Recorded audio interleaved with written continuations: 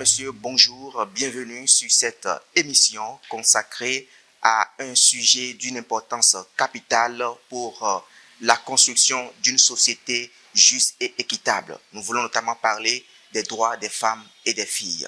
Malgré les nombreux progrès effectués, les femmes continuent toujours d'être confrontées à des difficultés en matière de participation politique, l'accès à l'éducation et aussi les droits à la santé sexuelle et reproductive. Aujourd'hui, nous avons le privilège d'accueillir Noumo Pessou Deogracias, présidente de YID, entendez par YID, Youth Initiative for Development. Elle est ici sur cette émission pour nous aider à aborder différentes thématiques telles que droit à la santé sexuelle et reproductive, l'autonomisation des femmes par l'éducation et leur participation à la vie politique. Alors, cette émission promet donc d'être très enrichissante et sans plus tarder, nous allons entrer dans le vif du sujet.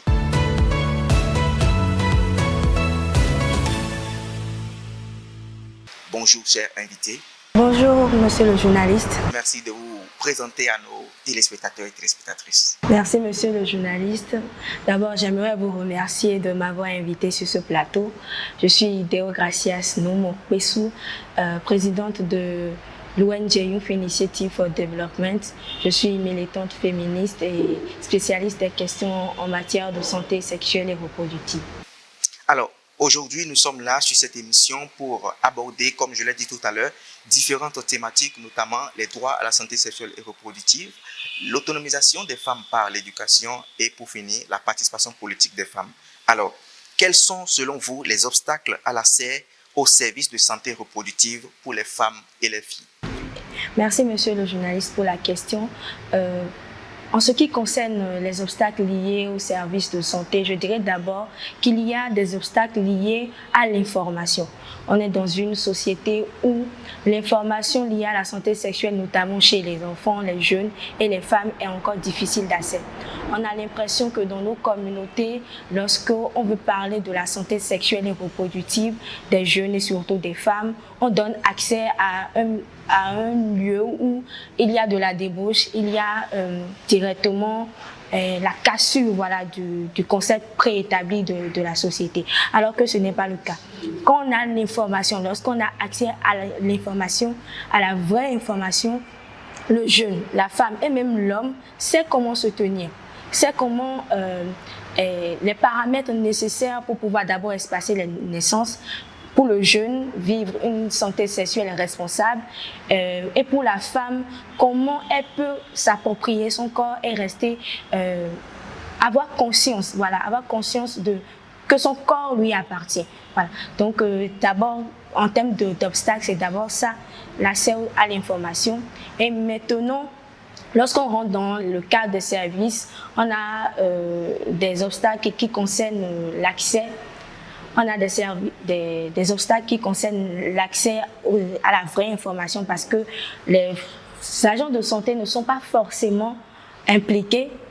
Ils sont formés, mais ils ne sont pas forcément impliqués. Comme je le disais tantôt, c'est des poids sociétaux qui viennent à ce niveau-là. Donc, c'est d'abord ça qui limite au niveau du service de santé.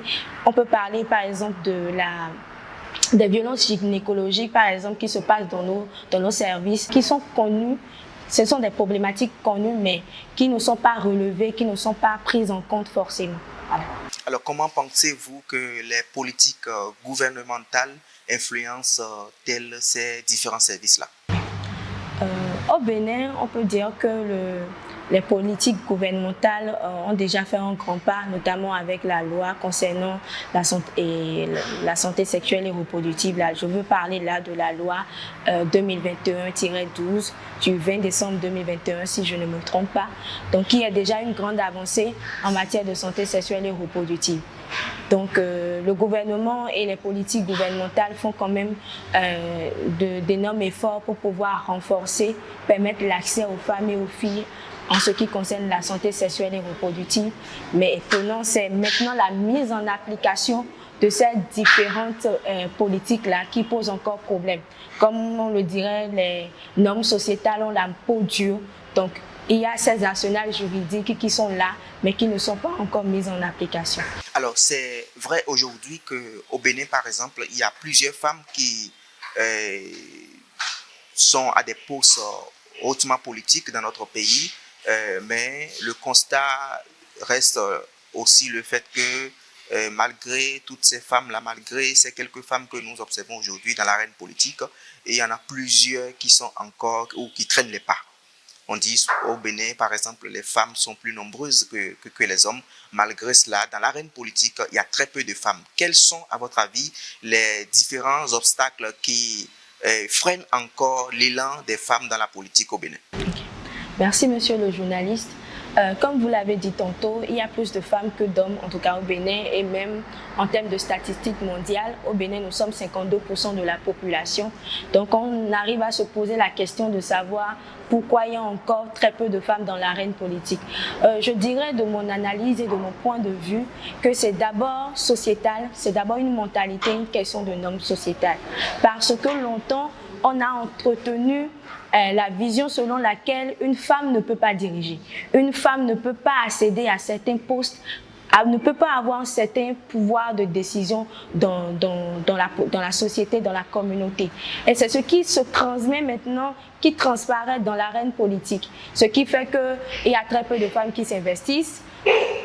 Pour celles qui sont en politique et qui témoignent, on dit tu iras en politique ou bien tu iras à des réunions, tu vas laisser le foyer à qui, tu vas laisser la famille à qui. Donc ce sont des discours qui limitent énormément la femme, qui a envie quand même, qui a un certain leadership en elle, qui a quand même une certaine vision pour la société, mais qui ne peut pas se retrouver dans cette arène-là parce que déjà en termes de psychologie, la société l'a déjà embrigadée de telle sorte qu'elle est née pour se marier. Si elle reçoit une éducation, tant mieux. Si elle n'en reçoit pas, ce n'est pas grave. Elle est là pour se marier, pour s'occuper de ses enfants et de son mari. Donc, sortir de ce cadre-là et se retrouver dans l'arène politique où elle est en griffe le chef, c'est difficile pour la société, voire même dans l'arène politique, de voir qu'une femme dirige. Donc, c'est vraiment ça qui embrigade la femme, si je peux le dire ainsi. Aujourd'hui, on a 29 femmes. Il y a des politiques qui ont été mises en place pour avoir un certain nombre de femmes, un certain quota dans la politique, notamment à l'Assemblée nationale. Aujourd'hui, on a ces 29 femmes et en termes de représentativité, on peut saluer les actions gouvernementales, on peut dire bravo, mais en termes de représentativité, en termes de... qu'est-ce que nous disons? Quelles sont les lois que nous proposons? Quelles sont les solutions que nous apportons au mot? Parce qu'on est 52% de la population, donc la plupart des lois qui sont proposées touchent directement la femme. Donc, ce sont des femmes qui peuvent réfléchir, qui peuvent être là et dire ce que nous proposons pour que la femme aille mieux. Et si la femme va mieux, c'est que la société va mieux. Mais on voit que généralement, elles sont muselées parce que les processus même qui ont...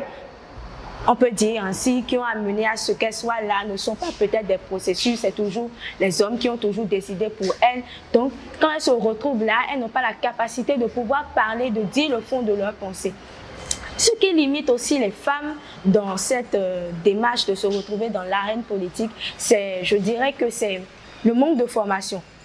D'abord, on se retrouvait en politique, il faut quand même avoir un certain background élevé, même si ce n'est pas le cas, avoir l'ambition de quand même se faire former sur une thématique donnée, en tout cas la thématique que l'on veut défendre quand même lorsqu'on se retrouve en politique. Mais ce n'est pas forcément le cas. Et tout ce combo-là, tout ce mélange de choses font que la femme n'est pas assez représentée en milieu politique. Ne pensez-vous pas qu'au-delà de toutes ces barrières-là, il y a aussi le manque de solidarité dans le rang des femmes? Parce qu'aujourd'hui, par exemple, nous avons une femme qui a eu à un moment donné comme ambition de briguer la magistrature suprême de notre pays. Et je veux parler de Maître Marie-Élise Bédot. Malgré que vous soyez plus nombreuses que les hommes, cette femme-là, cette dame-là n'a pas eu le soutien de toutes les femmes. Vous ne pensez pas que ce manque de solidarité-là aussi peut être à la base de cette absence, d'accord, de représentativité des femmes? Merci beaucoup, monsieur le journaliste, pour cette belle question. Je crois que je l'attendais un peu. Oui, Maître Marie-Élise Bédot s'est présentée à maintes reprises pour briguer le siège de la présidence du Bénin, mais cela n'a pas été le cas, justement parce qu'il y a eu des couacs au niveau, malgré que, comme vous l'avez dit, les femmes sont plus nombreuses que les hommes. Je dirais, de mon point de vue personnel, que cela n'a pas été possible, pas parce que les femmes ne s'aiment pas. Je pense que la cause est un peu plus profonde et plus collective, dans le sens où, justement, dans le cas de Maître Marie-Élise Bédot, que je respecte énormément, la plupart du temps, on nous bassine le fait qu'elle ne soit pas mariée, qu'elle ne soit pas sous le toit d'un homme. On embrigade la valeur de la femme, justement, dans notre contexte africain. Le fait que tu ne sois pas mariée ne te rend pas capable, ne te rend pas éligible à un poste supérieur. Donc, puisque les femmes, et nous n'oublions pas, dans les 52%, la plupart des femmes sont du milieu rural. Donc, lorsqu'on va dans le milieu rural, on constate que ces femmes-là, elles, on les a éduquées, comme je le disais tantôt, à être des mères et des épouses, et cela s'arrête là. Elles n'ont pas appris à avoir une vision. Donc, de voir qu'une femme a une vision, pour elles, cela semble impensable. Et puisque ces femmes-là ont une autorité suprême, que sont leur mari, c'est le mari généralement qui donne le temps du vote. Donc le mari dit, elle n'est pas mariée, elle n'est pas une femme ne peut pas diriger, et elle-même, on ne l'a pas appris à diriger. À part la cellule familiale qu'elle gère, on ne l'a pas appris à diriger. Donc pour elle, c'est impensable qu'une femme également puisse diriger. Donc ce sont tous ces facteurs-là de mettre ce mindset-là dans la tête des femmes qui font que malheureusement, Maître Marie-Élise Bédot n'a pas eu l'opportunité de pouvoir diriger ce beau pays qu'est le Bénin. Alors comment pensez-vous qu'on puisse encourager ces femmes-là à aimer la chose politique? Je dirais d'abord que c'est une question d'éducation. Et je pense qu'on va aborder en même temps la question de l'éducation. Si la fille, en grandissant, a quand même des repères, a quand même des connaissances, a quand même l'ouverture d'esprit, de la vision et de l'objectif, bien évidemment, lorsqu'elle verra sa sœur ou bien une femme comme elle arriver à un certain niveau, elle sait que c'est possible, donc elle suivra bien évidemment cette femme-là de un. Et elle-même, elle a la vision, elle peut quand même se fixer des objectifs, de savoir que à moi-même, je peux quand même diriger. J'ai le leadership en moi. Le leadership n'est pas seulement réservé aux garçons et à l'homme. Le leadership, c'est pour tout être humain. Du moment où j'ai la capacité de réfléchir, de penser et de proposer des solutions aux maux de la société, cela veut dire que je peux quand même l'idée et penser. Et la plupart du temps, c'est pour l'idée, on se retrouve en politique, on se retrouve dans ce monde-là quand même de prise de décision, puisque c'est là où tout se dit. Donc c'est d'abord l'éducation des femmes, que ce soit celles scolarisées, des filles à la base, que ce soit celles scolarisées, que ce soit celles non scolarisées. Alors comment pensez-vous donc qu'on peut augmenter le taux de scolarisation des filles? Je pense que c'est l'augmentation du taux de scolarisation des filles, je pense que c'est déjà un grand pas, on l'a déjà fait. Je dirais que c'est le métier des filles dans le système éducatif qui est la problématique aujourd'hui. Parce qu'on a eu un gouvernement qui a mis la gratuité de la scolarité aux filles. À un moment donné, toutes les filles à l'école, il y a eu des programmes, des organismes internationaux, même nationaux, pour que la fille puisse quand même avoir accès à une certaine éducation de qualité. Donc, je pense que ce n'est pas la quantité le problème, mais c'est d'abord la qualité et maintenant le maintien des filles à l'école. Et dans ce sens, je pense qu'il faut lutter d'abord contre les stéréotypes. Encore, je reviens dessus parce que je pense que c'est une cause profonde. Une fille qui va à l'école, mais qui n'a pas été, on va dire, brisée, au niveau des stéréotypes sociétaux, ne peut pas avoir la vision d'aller loin. Ça, c'est d'abord la première des choses. Mais lorsqu'elle a la vision, elle a l'encouragement de sa famille d'abord, de son père, de sa mère, de ses frères, de ses sœurs et du système éducatif, bien évidemment, elle ira le plus loin possible. Mais maintenant, on a encore les normes sociétaux qui disent une femme qui va trop à l'école, qui va mettre dans le foyer. Ce sont des débats sur les réseaux sociaux qui font que, justement, la fille se dit, bon, de toutes les manières, je suis amenée à me marier, à rester sur le coup. C'est une tradition littérale de la langue locale d'un homme. Donc, si je vais un peu, c'est bon. Et on est dans une société où, bien évidemment, les politiques font que on veut que la femme aille loin. Mais l'homme est à ce niveau, mais jamais la femme ne doit être à ce niveau. Même si elle avance, même si elle a le niveau qu'il faut, il faut toujours qu'elle soit à un niveau plus bas que le garçon ou l'homme. C'est ce qui fait que justement le maintien des filles à l'école, c'est encore quelque chose de difficile. Quand on va parler d'harcèlement scolaire, de tout ce qui va d'harcèlement, c'est la femme qui est concernée en premier lieu. Bien évidemment, des hommes sont concernés, mais en termes de statistiques et de proportions, ce sont les femmes qui sont le plus touchées. Donc, une fille qui est harcelée, qui n'a pas accès à des moyens de dénonciation, elle va abandonner l'école. Une fille, heureusement, la nature a fait qu'elle puisse avoir ses règles. Mais il y a des localité encore aujourd'hui, il y a la précarité menstruelle. Une fille qui a ses règles, elle arrête automatiquement les cours parce qu'elle n'a pas la protection hygiénique adéquate qui lui permet de suivre les cours. Il y a les maladies gynécologiques et j'en passe. Donc je pense que le défi maintenant, c'est le maintien. C'est le maintien, je pense que, et c'est le moment d'appeler les organismes, les ONG, mais également au niveau gouvernemental, de penser à ces infrastructures-là, à ces politiques-là qui permettent aux filles, bien évidemment, les efforts ont été faits, mais de penser encore plus aux filles pour qu'elles puissent être maintenues encore dans le système scolaire. Alors, vous avez tout à l'heure abordé brièvement la question du mentorat. Quel est le rôle, d'accord, du mentorat dans le développement des compétences des femmes leaders de demain? Pour qu'une femme puisse aller aussi loin que possible, il faut qu'elle ait une certaine représentativité. Et je le disais tantôt, la femme qui ne sait pas qu'une autre femme peut aller à un certain niveau n'aura pas elle-même la vision.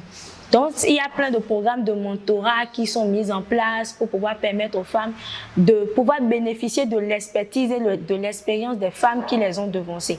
Donc, moi, en tant que fille, lorsque j'aspire à quand même atteindre un certain niveau et que je vois une femme comme moi, du sexe féminin, dans ce contexte patriarcal, quand même, qui a encore la peau dure, je vois cette femme-là qui arrive quand même à s'en sortir et qui me suit, qui me donne quand même des astuces, des conseils pour que je puisse quand même arriver à son niveau et voir même plus. Ça motive la fille, ça encourage la fille ou bien la femme même à pouvoir aller loin, à définir de nouveaux objectifs et quand même réaliser ces objectifs-là. Alors, nous allons rapidement revenir sur la question du droit à la santé sexuelle et reproductive. Je vais vous demander en quoi l'autonomie corporelle est-elle essentielle pour la santé et le bien-être des femmes.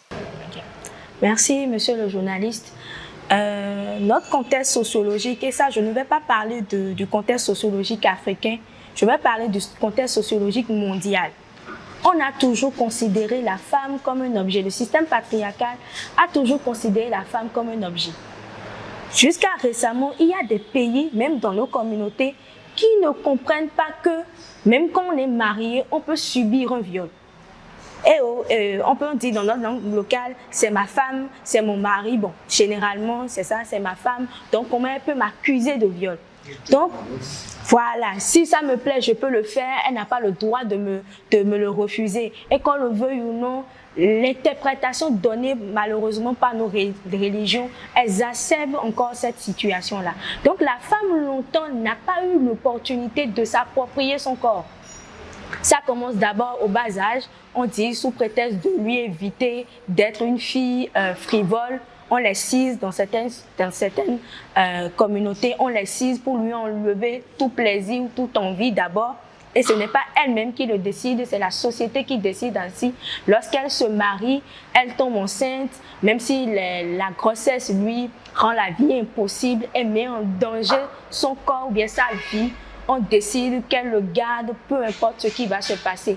Même s'il y a les espacements ne sont pas respectés, elle fait des enfants chaque 9 mois, ce n'est pas le problème. Donc toutes ces choses-là ont fait que la femme a été chosifiée. les cas d'abus sexuels, on a l'impression que les statistiques montrent qu'il y a un viol toutes les 6 minutes. C'est pour montrer à quel point la société a tellement normalisé le fait que la femme ne peut pas s'appartenir. Or, lorsqu'on parle de s'appartenir, de s'approprier son corps, justement, cela permet à la femme quand même de se libérer des dictats de la société, comprendre que c'est d'abord son corps. Avant d'être le corps de toute autre personne, c'est d'abord son corps, c'est elle qui reçoit les douleurs, c'est elle qui reçoit les coups. Et dans ce sens, elle a le droit de pouvoir décider, d'avoir une certaine autonomie corporelle. Même dans le mariage où on dit c'est ton mari, tout est une affaire de négociation dans la vie, tout est une affaire de compréhension et de communication lorsqu'il s'agit notamment de couple. Donc, aller dire à l'homme, non, c'est ta femme, tu as le droit de faire ce que tu veux. Et ça passe par des abus sexuels, ça passe par des coups et des blessures, et cela, et j'en passe. Donc l'autonomie corporelle renvoie au fait de pouvoir permettre à la femme de redécouvrir son corps, de pouvoir se l'approprier, de savoir que c'est son corps en premier lieu, et lorsque c'est son corps, elle a le droit de pouvoir décider, de dire ce qui lui convient ou non. Donc je pense que c'est même la base des droits des femmes, d'abord se réapproprier, que la société cesse de nous considérer, de considérer la femme d'abord comme un objet. Et voilà. Alors, quelles sont dans ce cas-là les différentes actions que vous pensez qu'on peut aujourd'hui entreprendre pour d'une part améliorer la compréhension des femmes en ce qui concerne l'autonomie corporelle et la participation des femmes à la politique d'autre part? Les actions que je préconise en ce sens-là, c'est d'abord la sensibilisation. C'est vrai, on le fait, mais c'est d'abord la sensibilisation et la vulgarisation. Si je dois revenir à la santé sexuelle et reproductive au Bénin en termes de la loi, c'est d'abord la vulgariser, parler de la loi dans le langage que peut comprendre les populations de 1. Et de 2, on va vulgariser la notion aussi de consentement. Parce que, si vous me permettez, je vais raconter une petite histoire. Ça, c'est arrivé à côté de chez moi il n'y a pas encore un mois. Il y a une maison en construction à côté de chez nous. La maison n'est pas encore finie, mais les maçons restent les soirs ou bien les week-ends dans la maison pour faire les travaux qu'ils n'ont pas eu l'opportunité de terminer, etc., etc. Donc, à un moment donné, on entend un cri. Un cri, et heureusement, oui, c'est heureusement, ma chambre porte sur la maison, l'intérieur de la maison. Donc, moi, je me réveille d'un profond sommeil, je vois qu'il y a un des maçons qui tirait violemment une fille. Quand on a crié, et puis bon, personne n'est sorti, malheureusement, on est encore dans ce genre de société, c'est seulement nous qui sommes sortis. Il ose dire, c'est sa femme. On pose la question à la fille, on voulait laisser passer parce qu'il y a des couples qui ont cette habitude, cette vilaine habitude de quand même se disputer violemment. Donc on a voulu quand même laisser le couple partir et la fille dit, ce n'est pas mon mari ni mon copain. On s'est rencontrés le mercredi, c'est-à-dire il y a 3 jours, selon les faits, il y a 3 jours. Et maintenant, il est venu, il m'a rien dit, il me tire de force, voulant faire ce que vous savez. Qu'est-ce qu'elle m'aimait aller chercher sur le chantier inachevé? Justement, cette question est venue plusieurs fois. Je pense que si la fille ne va pas à des rendez-vous, je pense que ce n'est pas à la fille de se protéger. Bien évidemment, il faut se protéger. Mais tout en rabâcher à la fille de se protéger, c'est un danger. Parce que si elle se protège, la plupart du temps, les statistiques montrent que les violeurs ou bien ceux qui abusent des filles sont des personnes qu'elles-mêmes connaissent. Donc le papa est concerné, le frère est concerné, le cousin est concerné. Donc ce n'est pas une question de qu'est-ce que tu es allé chercher là-bas de prime abord. Qu'est-ce que le garçon a pensé? Est-ce qu'il a négocié? Est-ce qu'il a parlé? Est-ce que de prime abord, en invitant la fille à un rendez-vous lambda, est-ce qu'il a parlé à la fille? Est-ce que je veux vraiment faire tout là? Et même sur le terrain, si elle avait accepté que, bon, peut-être elle a pris peur.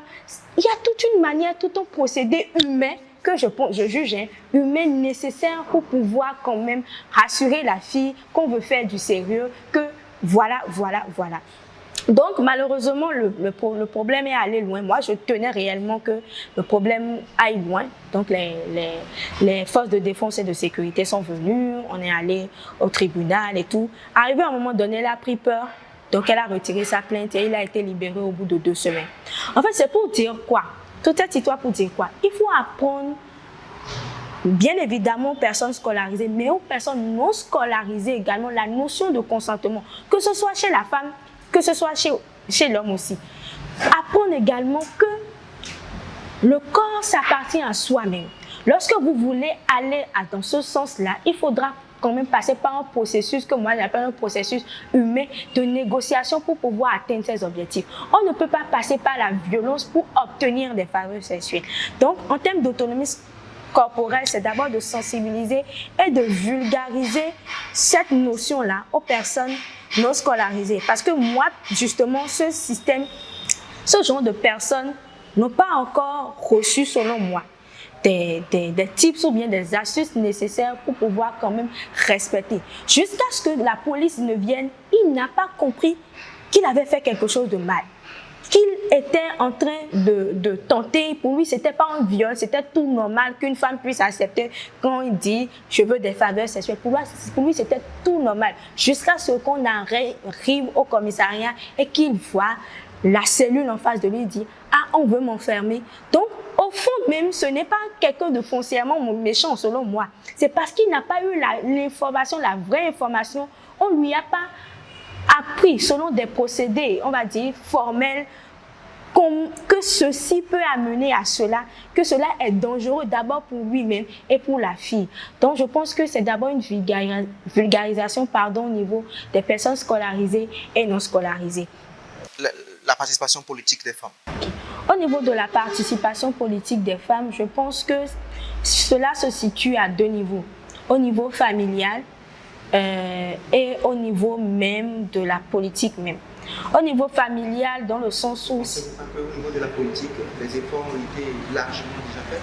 Au niveau de la politique, je vais aborder un point de vue plutôt intrinsèque. Parce qu'en termes de politique, de loi, tout a été déjà fait. Enfin, tout. C'est relatif, mais pour moi, il y a quand même de grands efforts qui ont été déjà fournis à ce niveau-là. Au niveau de la politique même, je parle de l'environnement. Lorsqu'une femme entre en politique et qu'elle a quand même la formation, elle a les compétences de quand même conduire ce groupe de personnes à ce qu'il y ait une société juste et équitable, quelles sont les politiques, c'est-à-dire psychologiques, en tant que personne humaine, qu'est-ce que nous mettons en place pour laisser la place à cette femme-là de pouvoir prouver ce qu'elle vaut? Est-ce que vous n'attendez pas trop de nos autorités? Je ne pense pas qu'on attend pas parce qu'il y a un auteur qui dira « Soyez acteur du changement que vous voulez ».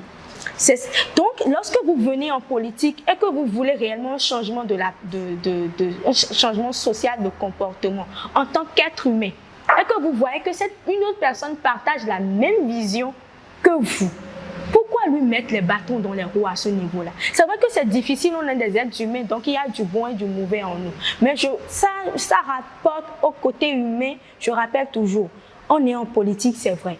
Mais est-ce qu'il faut nécessairement se faire des coups bas pour pouvoir atteindre ses objectifs? Moi, c'est la question que je me pose. Et personnellement, le milieu de la politique, ce n'est pas un milieu qui me plaît énormément. Et ça, c'est intrinsèque à moi. Mais il y a des personnes qui ont quand même de la vision, qui ont quand même l'envie de changer des choses, hommes comme femmes. Mais lorsqu'on rentre dedans, et surtout pour les femmes, c'est quand même difficile pour elles de se faire une place. Donc, quand je parle de politique, c'est à l'interne. En tant que personne actrice de la politique, qu'est-ce qu'on fait pour donner la place à ceux qui sont dans le frais, à ceux qui ont envie de changer les choses? Et maintenant, lorsque je vais parler du milieu familial, je vais parler surtout au niveau du côté marital, du côté conjugal. Avoir le soutien de son mari lorsqu'on est une femme en politique, c'est la plus grande bénédiction qui puisse exister. Parce que puisque lui vous soutient, vous avez l'ambition, vous avez l'envie d'aller loin. Mais quand vous avez un mari qui a peur que vous le surpassiez en termes d'autorité, ou bien qui sent que son ego est touché, les enfants sont là, hein, on ne les a pas lavés, il y a plein de discours qui font que, bon, ça stoppe encore les élans. Donc, quand même dans le milieu conjugal, conseiller, soyez justement le mentor de votre femme ou bien de votre fille même qui commence fraîchement peut-être la politique. Donc soyez cet accompagnateur qui la guide au-delà de tout. Voilà. Alors, votre mot de fin, puisque nous sommes en train d'aller pas à pas vers la fin de cette émission, votre mot de fin, s'il vous plaît. Mon mot de fin, c'est d'abord de dire qu'on est des humains, on est des personnes créées à l'image qu'on croit au nom du divin. Donc l'important, c'est réellement de pousser cet humanisme-là en nous. Parce qu'on dit que tous les hommes naissent en termes de droits égaux, sans distinction de race, d'ethnie et tout ce qui va avec. Lorsqu'on a l'opportunité de se considérer, de considérer notre vis-à-vis en tant qu'humain d'abord, je pense que c'est déjà un pas vers un monde plus juste et plus équitable. Donc soyons humains, soyons respectueux des droits des uns et des autres et de savoir que ce combat-là, ce n'est pas un combat dirigé contre des hommes, mais c'est dirigé contre un système qui ne nous arrange pas, qu'on soit homme et qu'on soit femme. Je vous remercie. Merci pour vos éléments de réponse et surtout pour le temps consacré. Nous sommes donc à la fin de cette émission. Il est clair que garantir les droits des femmes et des filles est une étape essentielle pour bâtir une société équitable et prospère.